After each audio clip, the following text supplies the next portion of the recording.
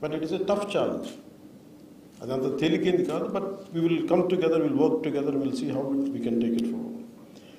So main encroachments లేకుండా మీరు చాలా ధైర్యంగా ఎక్కడ ఎన్క్రోచ్మెంట్స్ ఉన్నా with the help of revenue department or police officials, అలాగే మీకు విధి నిర్వహణలో మీకు ఎలాంటి ఇబ్బందులు ఉన్నా మీరు ఉన్నతాధికారులకి, మీ డిపార్ట్మెంట్ అధికారులకే కాకుండా you can personally reach out to me, I'm available.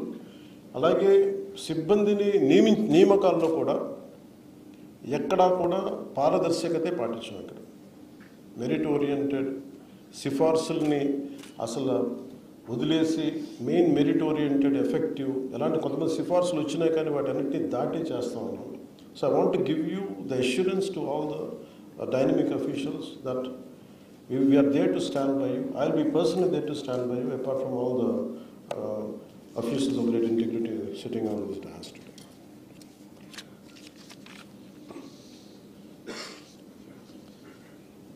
So 50% ఈ కవరేజ్కి మనం ఏమేం చేయాలనేది time to time will give a road map for it.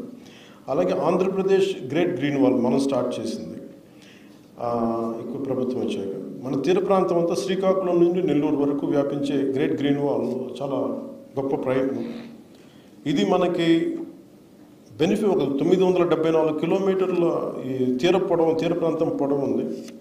ఒకసారి అలాగే మనకు ఉప్పెన్నులు కానీ, లేదంటే సునామీలు కావచ్చు, లేదంటే ఉదాహరణకి నేను ప్రాతినిధ్యం వహిస్తున్న పిఠాపురం నియోజకవర్గం ప్రతి సంవత్సరం కనీసం ఒక 2-3 ఎకరాలు ముందుకు వచ్చేస్తుంది. ఇంకా ఎగ్జాక్ట్ మెజర్ మర్చిపోయాను కానీ ఒక 10 అడుగులు వచ్చేస్తాం. ఈ ఎన్విరాన్మెంటల్ ఇష్యూస్ కూడా ఉన్నాయి. సో వీటన్నిటిని అరికట్టడానికి, సముద్ర కోతను గురవ్వకుండా ఉండటానికి, సునామీ నుంచి రక్షించడానికి చాలా అంబిషియస్ ప్లాన్ చేసాం. 974 కిలోమీటర్లకి గ్రేట్ గ్రీన్ వాల్ చేయాలని. దీని ప్రధాన లక్ష్యం మ్యాంగ్రోవ్ రెస్టోరేషన్, అలాగే roads and canal bund planting, అలాగే తాటి ఇట్లాంటి పండానోస్ అనేటువంటి సాంప్రదాయ తీర ప్రాంత జాతుల అభివృద్ధిని చేయడం. ప్రతి తీర ప్రాంతానికి స్పష్టమైన కాల పరిమితులు ఉండాలి. ఈ ప్రాజెక్టు విపత్తు నిరోధకని నిరోధిస్తుంది. జీవనోపాధుల్ని, అంటే దాని మీద ఆధారపడ్డ వ్యక్తులని, లోకల్ కమ్యూనిటీస్ అందరికీ చాలా హెల్ప్ అవుతుంది. అలాగే తీర ప్రాంత ప్రజల తాలూకు జీవన భద్రతని ఇది పెంచుతుంది. అలాగే అంటే హ్యూమన్ యానిమల్ కాన్ఫ్లిక్ట్ మిటిగేషన్ కింద once I had taken the task, review మీటింగ్స్లో నాకు అనిపించింది, కంటిన్యూస్గా నేను చాలాసార్లు ఈ సోషల్ మీడియాలో కానీ కొన్ని ప్రత్యేకంగా చూసేవాడిని. ఎలక్ట్రిక్యూట్ అయ్యి లెపర్డ్స్ చనిపోతూ ఉన్నాయి. మొన్న మధ్యన మన తిరుపతిలో కూడా ఎలిఫెంట్స్ చచ్చిపోతూ ఉన్నాయి. Maybe it is a necessary conflict as the civilisation in the name of development we are encroaching the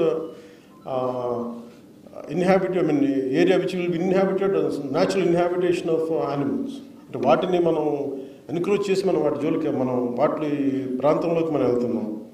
so ఇది తప్పదు ఈ డెవలప్మెంటల్ ప్రాసెస్లో. కానీ how best we can protect animals, మన ఈ జంతు సంరక్షణ ఎలా చేయాలి అనేది.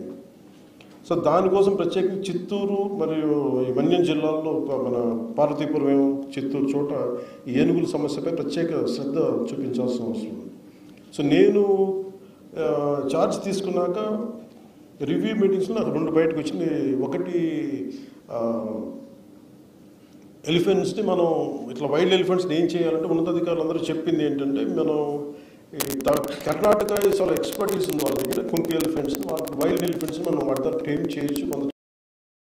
So we took an exceptional approach and we went to Karnataka, we went to the honourable deputy CM, forest minister. They have really supported us and they gave us 4 Kumki elephants to mitigate human and animal conflict. ఇది it's a big achievement. అలాగే ఇప్పుడు శ్రీకాకుళం జిల్లాలో దాదాపు ఇప్పుడు నిన్న review meeting కూడా మాట్లాడతా 9 ఏనుగులు ఉన్నాయి, ఎక్కువగా ఫీమేల్ ఎలిఫెంట్స్ ఉన్నాయి. బేసిక్ ఒకసారి ఏమైపోతుందంటే మనకి మాట్లాడతా ఒరిస్సాలో మైనింగ్ ఎక్కువైపోయి, అది యాక్చువల్ మన ప్రాంతానికి చెందిన ఏనుగులు. ఒరిస్సాలో మైనింగ్ జరగడం వల్ల వాటికి జరిగే నేచురల్ హ్యాబిటేషన్ దెబ్బతింటం, అవి మైగ్రేట్ అయిపోయింది. ఇదేమో అటవీ ప్రాంతం కాదు, కానీ ఇది పంట పొలం ప్రాంతం. సో ఇన్ని రోజులు క్రియేట్ చేస్తామంటే వాటికి లేజ్ అయిపోయి దాంట్లో ఒక బెనిఫిట్ లేదు, కూర్చోబెట్టి 9 నుంచి ఒక గుంపు ఇంకోటి 7 డిఫరెన్స్ అనుకుంటారు.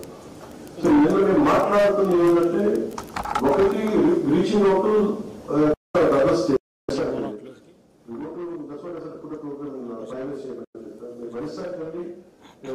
reach out అయ్యి could they take back the ఇది మనం కూర్చోబెట్టి అదొకటి అయితే ఒక మల్టిపుల్ మెజర్స్ అనుకున్నాం.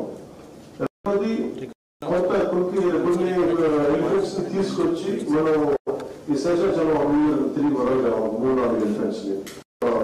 ఆ జీన్ డైవర్సిటీ కూడా పెరుగుతుందని చెప్పి దాన్ని కూడా నిర్ధారణకు వచ్చాం. సో ఇది చేయడం 6 months పడుతుంది.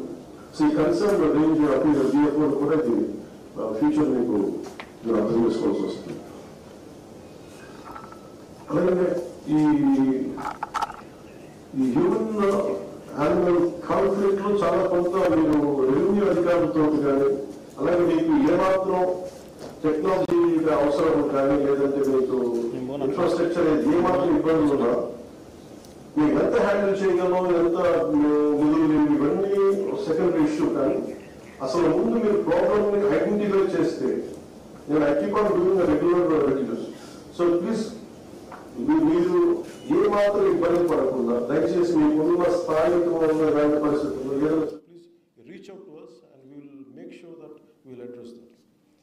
అలాగే మేజర్గా ఏంటంటే నేను ఇప్పుడు ఇందాక మీకు చెప్పినట్టుగా 22% నోటిఫైడ్ ఫారెస్ట్లో కూడా స్పీషీస్ తగ్గిపోతూ ఉన్నాయి.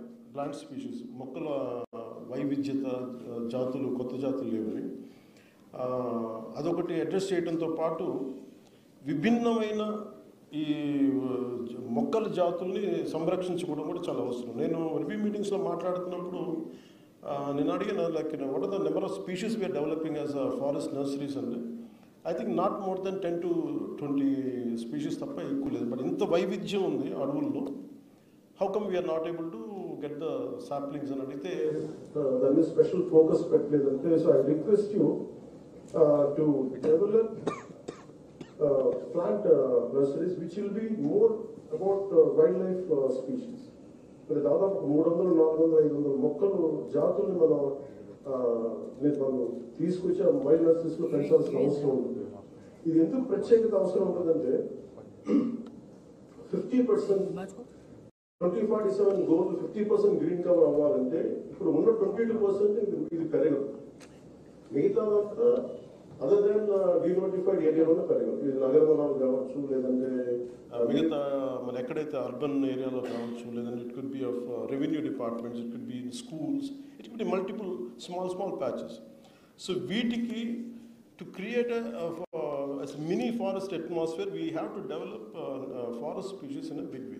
That is one thing which we have to do. దీనివల్ల గిరిజన గ్రామాల్లో కూడా మీరు నర్సరీలు ఏర్పాటు చేసి స్థానిక ప్రజల ద్వారా అడవి సేకరించి అరుదైన జాతుల్ని పెంచాల్సిన అవసరం